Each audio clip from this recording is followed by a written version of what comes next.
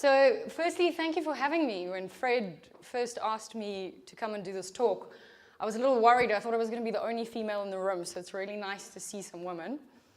But yeah, I'm really grateful to share my story. I'm a huge fan of the work that Fred's doing with Heavy Chef. I think just going through all the various different phases of entrepreneurship, there's a lot of hard times and there's not always a lot of support or learning around that. So I'm hoping that these events will bring courage, as he mentioned, but also like a platform for people to really tap into some of the shared learnings. And yeah, I'm very excited to obviously hear Mark's story tonight. Personally, I've actually been quite an admirer of his work, so I'm very honored to open up for him. Yeah, so jumping straight into it, I think what I wanted to start with tonight is really my entrepreneurial evolution. And I think entrepreneurship means a lot of different things to a lot of different people.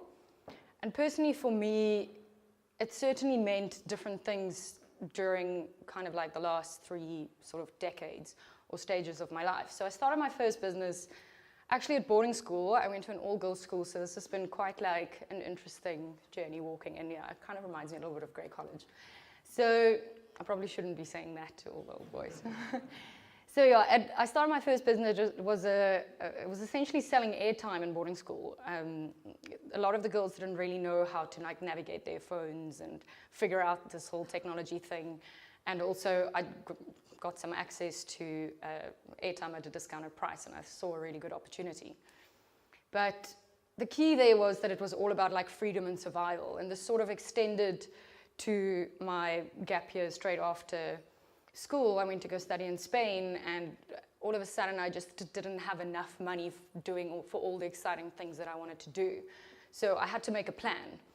And that kind of triggered that first phase of my entrepreneurial journey, which was all about like freedom and survival. So you come up with like ways to make money, to get access to the things that you really want to do. So that was sort of my first decade. Then in my 20s, I had this big billion-dollar dream. I think it was like, you know, every person coming out of university were looking up to the Mark Zuckerbergs and the Steve Jobs of the world, and it was like tech was the big hype. And I had this dream, you know, like you're going to be this like major tech entrepreneur and you're going to make $1 billion.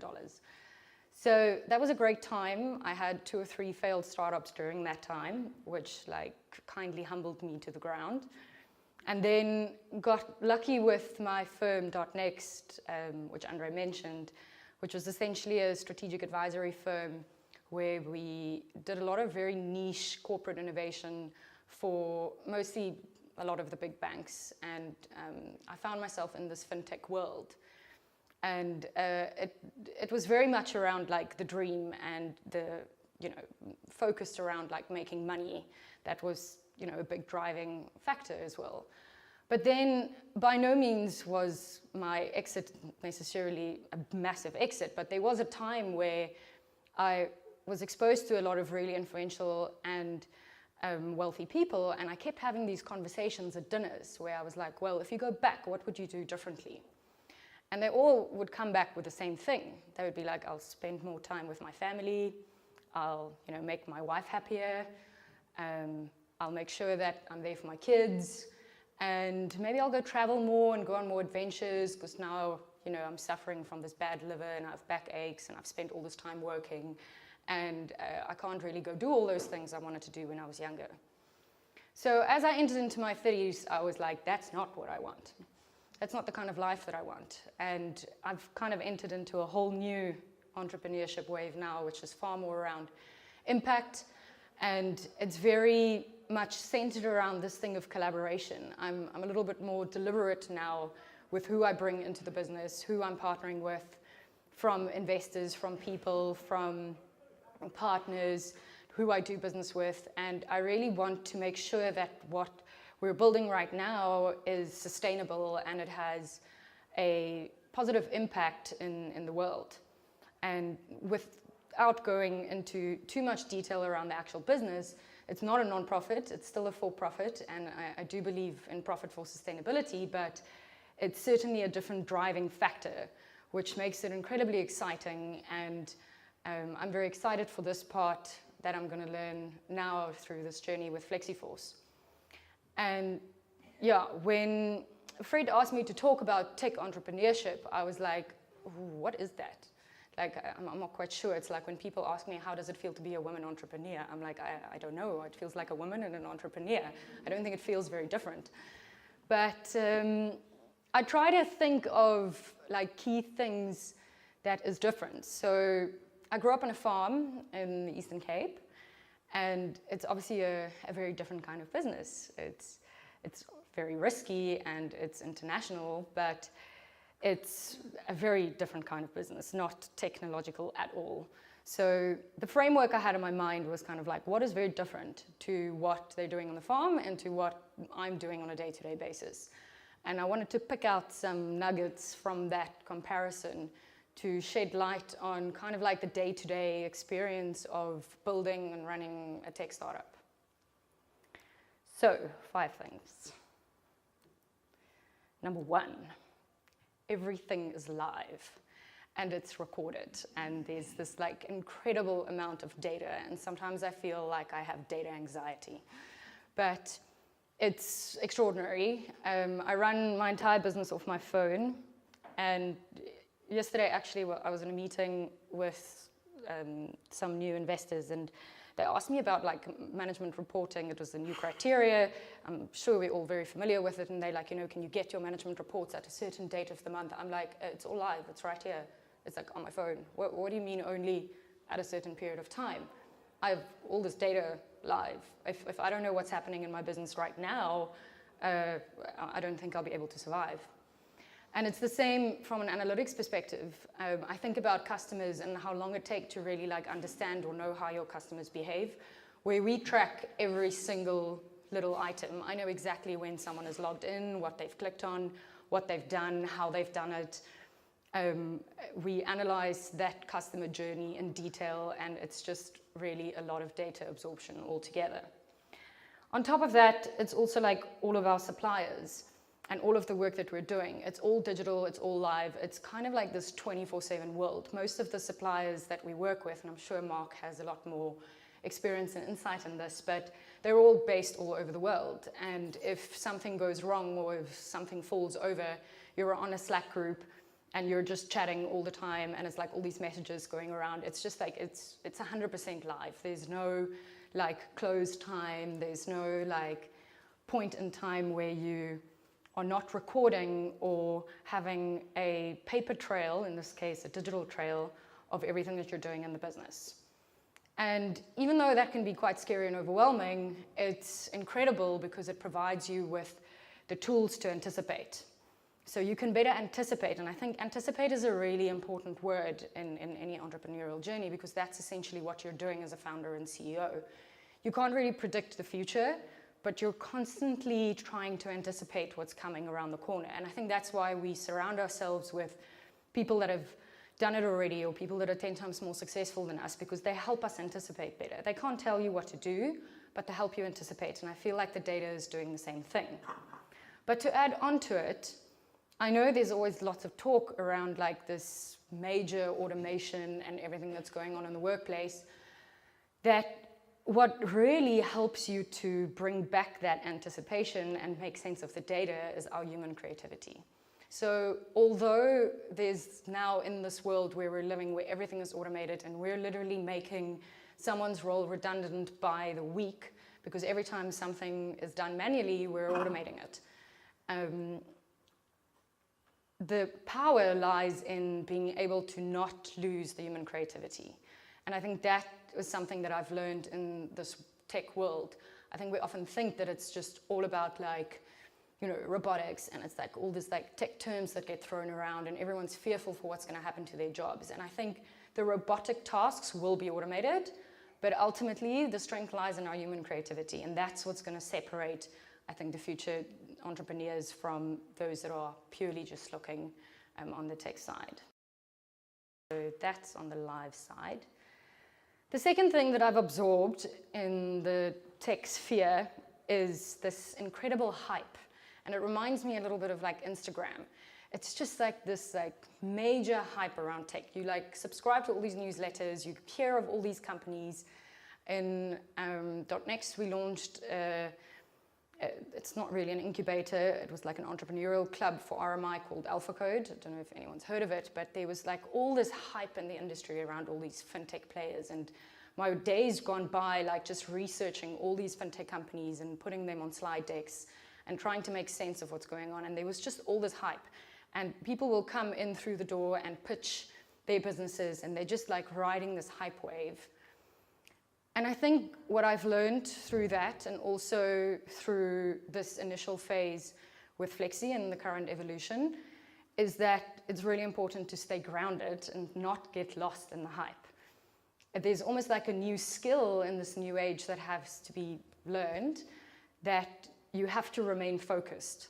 Now, we all know it's difficult for entrepreneurs to stay focused, but it's even more important in this day and age to stay focused, because there's such rapid flow of information that you cannot get influenced by what other people say about you or what Instagrams of the world are saying. It's like really, really important to get to that point where you stay focused on building something of value instead of getting swept up into this hype that's happening in the Instagram world.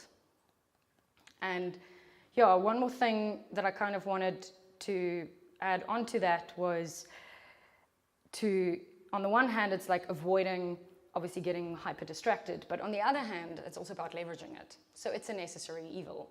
As much as I don't really like going on this whole Insta wave, it is also unfortunately where a lot of consumers of today derive their credibility from.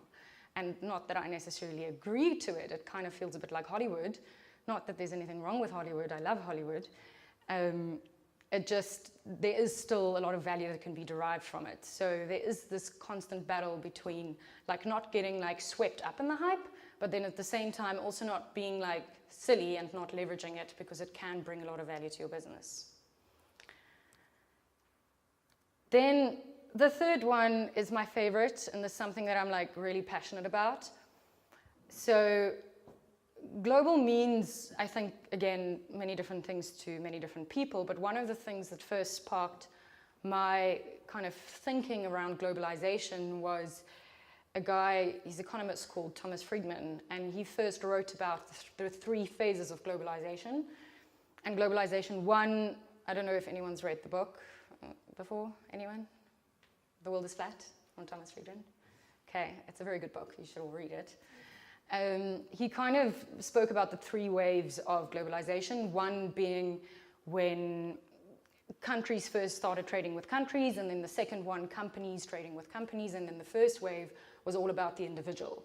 So it's global at a whole new level, and taking the comparison back to the farm, of course, we've been exporting for many years, but it's very much the companies trading with companies.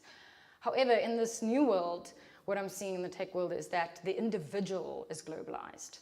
Not only the founders, but also everyone that you're working with. You all of a sudden have a completely different talent pool that you can tap into. And if you're not leveraging this new global play, then I don't think you're leveraging the era that we're living in. I feel like there's like a cross-cultural element that brings that diversity to any business. I was listening to a podcast, and it was really interesting, where they were saying it's a fully remote team. I can't remember the name of the company now, but essentially they deliberately went and hired customer service agents all over the world because they were serving customers from all over the world, and they could have more related experiences that they were giving. And I feel like there's 4 main trends that's driving this kind of global move that's worth mentioning. So one, of course, it's not even worth mentioning the internet. We all know if you don't know something, Google it, and that shouldn't even be mentioned. But there's this whole new sphere of online learning, beyond just the get smarters of the world, is that you have to remain relevant from a skills perspective. And I think this is kind of what we're seeing in this non-linear career of staff of the future, people that are going to be building our businesses, that they have access to a whole host of training courses online that they can equip themselves. And I remember reading an article where I think it was PwC that now have said that you no longer need a university degree to become a consultant, where that was always like a predetermined criteria. So I think online learning is really having a massive impact in this new global way of doing business. The second one is co-working. So every time I go to London, I work from Campus London. Not because of anything other than I just really enjoy being surrounded by other tech entrepreneurs. There's not many in South Africa. And you just like learn in these environments, and it's super inspiring. And there are founders from many different nationalities that comes together, people that have potentially not even met each other before, or people that have met within the space, but they're from completely different walks of life, and then they found companies and they start building them, and they leverage all these incredible global resources. And on top of that, there's all these co-working spaces. So at Flexyforce, we don't have an office. And it's not necessarily about wanting to like, save money because we're a startup. Of course, we're running very lean, but it's just about enabling people to have a more global experience in their working environment, because I believe the top talent of the future are going to want flexibility, and flexibility will bring that productivity. And obviously, co-working places adds a lot to that. Then that kind of leads me into people. Nowadays, you can get people from anywhere, and the future of work, or this job gig economy marketplace that we're referring to here, is very vast. On the one hand, you can get anyone to do anything for you, from a $5 explainer video on Fiverr all the way through to like a top McKinsey or KPMG consultant, if that's what you're after, on any of the consulting platforms worldwide. So yeah, again, I think people are global. So if you're building a business, the access to talent through the internet is amazing. And that opens up a whole new global playing field to recruit from. And then the last one, of course, is tools. So this is very practical. Who in the audience is on Slack? Okay, yeah, quite a few people. Okay, so Slack, I sometimes don't know if it ruins my life or if it makes my life better. But yeah, there's all these myriad of tools that have come into the business that's just like insane to manage. But it's the only way to do business. I can't imagine doing anything on paper. I mean, without an office, we don't have any way to store paper. We don't have any papers. I find it weird when I go into businesses and there's like paper. Like there's nothing you can't do online. So anyway, I think a big reality of being a tech entrepreneur is that you've got like all these tech tools, and you need people that are not afraid of technology outside of just the engineering team, because everything in the business is technical. Like even just like the way you coordinate meetings, there's a tool for that, because everyone's in different time zones. So everything, there's a tool for it. So this whole new world of managing all your tools is also quite a practical reality in any tech entrepreneur's life, I believe. So yeah, so this is kind of with global. I think also the other thing worth mentioning that I find really interesting in this new world, and I was listening to a podcast from Tarek Fad, I think is his name. He founded a company called Edible, and they make these edible arrangements. And he was saying when it first started, it kind of got born out of a flower shop, and when it just started taking off, someone walked in and they were like, can we open up one in a different state? He's based in America, and obviously all these advisors and everyone came around and said to him, no, you got to stay focused on this state first, conquer this state, and once you've like got this state under the belt, then you tackle the next state, because it's information that's based in a very old way of thinking when it was really expensive to go to the other state. And it meant that you had to hire people in the other state, and you had to pay a lot of money to get there because transport was really expensive, and you had to go visit frequently because you didn't have Zoom. So a lot of that advisory was based on a complete old way of working. And he was like, no, that makes no sense. My whole business can be transferred in a Dropbox folder. So fast forward a couple of years later, he's like rolled it out in I think like over 1,300 destinations, and he's got over $600 million turnover. Just because he didn't go after the let's just conquer this one state. He opened up these edible arrangements in anyone that contacted him from all over the world who wanted one, and facilitated a smart franchise model around that. So I think this whole global way of doing business, I'm not saying every single business now needs to be global, but I do think it has substantially changed in the old world and the way we used to look at business in the past. So then the fourth one is It's very informal, and I was going to wear my hoodie with my like Google logo on it, but then I thought I was going to be the only girl in the room, and that would have been slightly like disappointing. So, but I think it's worth mentioning. I find the tech entrepreneurship world is very informal, perhaps because I spent too much time in banking before, where it was all about the suits. But I do think, looking back when people started businesses, one of the first things you did was like, you know, go pick up that suit because you were going to go and walk and meet with clients, and you needed to look the part, and that was all very important about this image that you created to build the confidence to go out there and sell whatever business it is that you're about to build. Where now it's not really like that. I find that when people start a business, they put the suits away, and it's this new informal environment where it has consequences. I know I'm referring to the clothes, which is quite superficial, but there's real things that I think that comes with that within the tech world, and it would be very interesting to get Mark's opinion on this and how it was in their environment. But I think as a leader, it certainly forced me to unlearn a whole bunch of leadership styles that I've acquired over the years.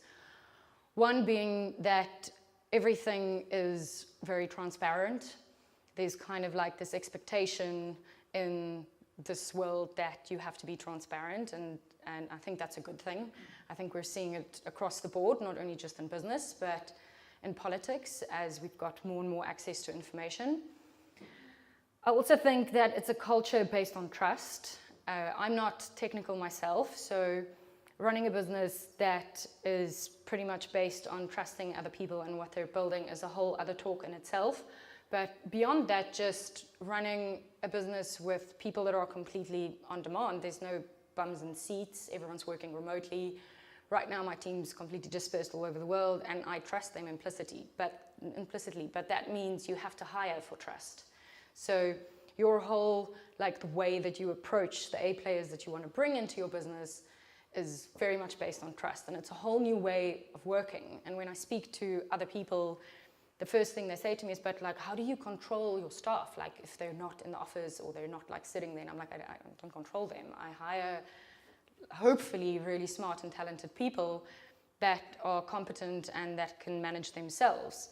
And I've done a couple of these experiments, and I do believe that for the right people that have this kind of culture fit, they're 10 times more productive when they present it with choice. So I think the key word is choice. I'm not saying every single person now go and take unlimited leave and just go on workations, but I do think that when presented with the option to choose when you want to work and where you want to work, it immediately just gives a better relationship. And as a leader, you build a company based on a completely different relationship that's based on trust, rather than one of, like I tell you what to do, and then there's this battle constantly going on, struggling to get productivity out. And then, I think the last thing was this concept of open source. So even though obviously our tech isn't open source, I do think there's some unintended consequences of this theory and this movement of open source technology that has filtered into the tech environment, where it is pretty much copy-pasting libraries, and there is an element of open source even in propriety that's going on. But I think within a culture sense, it's like people help each other, and there's the strong sense of community, and you're part of all these groups where you get access to, where specifically in South Africa, I do find businesses and people are still very guarded, and they're like very guarded about their ideas. And like people will come to me often and they're like, oh, Annette, we're so inspired by what you're doing. I have this idea, but I can't tell you about it. And I'm just like, yeah, that's very interesting. Because we all know it's about execution, and the person that's going to, at the end of the day, build the business is going to be the one that executes on it, not the one with the great idea. And that openness is actually really important for collaboration. So I do think that the tech industry and tech entrepreneurship is paving the way for that just a little bit. At least the guys that are building really successful products and businesses. I find that all the ones that I've met have kind of like a common view of the world, that they want to solve a real problem, and they're open to help and collaborate and add to the community. So that's kind of a lot of the things that I had to unlearn from my previous life. or decade. And yeah, the last one that is very real in the world of a tech entrepreneur, or part of my journey, is the massive engineer hunt. And it's not as sexy as that girl over there. It's actually quite a real thing. I think in South Africa, it's been a big, like, it's not been necessarily a struggle, but there is this underlying talent war going on out there for engineers, and you kind of need to speak code. And it's not only about like the engineers, I think it's also about all the like technical skills around it, that it's difficult to find really good people for your business, and how do you do that? And again, I would be really interested to hear Mark's view on this and how they've managed to build and scale a very successful engineering team, because I do think in South Africa we face a little bit of a dilemma where we've got the AWSs of the world and the corporate companies that's paying really high salaries, and we have less of an overflow of guys leaving from one tech startup to the next, where like right now there's something going on at a big tech company, and all of a sudden there's a bunch of retrenchments, and it's like, whoa, everyone's like hunting for the tech talent. So I think it happens like that all over the world, but I do think in South Africa it's even harder to get that talent into the startup world, because they're tied down by really nice salaries, and it kind of has a consequence on the other hand with funding as well. But I won't go into that whole spiel. Just that the engineering hunt is a very reality, big reality in the startup world. And then I'm going to end off just because it's something that obviously I'm very entrenched into this new way of working. And I spent a year after I sold DOTNXT where I wasn't quite sure what I wanted to do, but now this new business was already born, and I was like kind of 1 foot in, 1 foot out. But I actually really wanted to get out a bit and just like spend some time not working, even though working seems to be something I can't really stop doing. So I traveled a lot, and I visited a whole bunch of co-working places all over the world. I spent maybe 6 to 8 weeks in Southeast Asia. I spent times in all the big capital cities, and I really wanted to understand what the future of work looked like on both sides, both on this new digital nomad trend, what's happening with all the millennials, how are companies responding to this, what are we seeing happening in top talent. I have a bunch of friends that are obviously working at some of the big consulting firms, and I picked up this trend where they're all leaving to go on surfing trips around the world, and they're just wanting to, consult in their own capacity. And I was like, wait, there's something real going on here. And part of that also largely brought me to our current business. But what really fascinated me is what we don't really know what's going to happen, but when this next younger workforce is coming into the workplace. And just by a quick scan of the audience, I don't see that many young people here, but I'm talking like straight out of school. Oh, Fred's the youngest. And what they're really going to bring to the workplace. So I found this awesome video, which I thought I'll end off with, just to give us a little glimpse into the future of the workforce. Oops.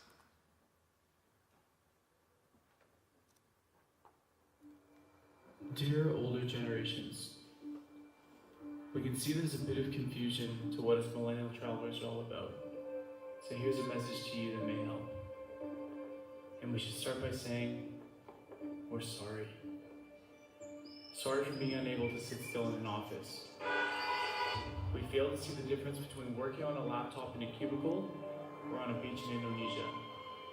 Either way, the work will be done and on time. Otherwise, you have the right to fire us. We are digital nomads, and the entire world is our workspace, our classroom, our playground, and our home. A cubicle is a wooden box. Sorry for not buying into the whole society expectation of a mortgage, a family, and kids. Without a doubt, these things will be great experiences. But so is swimming with sharks in South Africa, dancing with tribes in Papua New Guinea, and tobogganing down a volcano in Nicaragua. Sorry if we keep saying we can change the world. We have all information at our fingertips and get answers within milliseconds. To 3.4 billion people are online and only an email, tweet, or Facebook message away. It's hard to pass on this opportunity. We know you can also see the opportunity. You may feel too old or poor to do something about it, when really you do have a choice. And if you can't see this opportunity, that's a problem in itself. Sorry for not seeing the value of paying $30,000 a year to sit in a century-old lecture hall and learn about things that are free online. Even though they're free, we're still not interested in them, which is why we need to discover our passions and interests. And the only way we know how to do that is to travel. So that's where we invest our money. Sorry if we take photos and videos of everything we do and share with our friends online. It was someone's post and words of encouragement that gave us the strength to follow our passions in the first place. So we're kind of this massive community in support of following dreams and overcoming fears. We believe there's a difference between living and really existing. But there isn't much difference between really existing and death.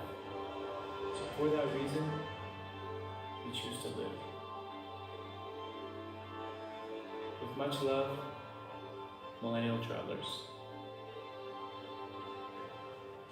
What do you think about that?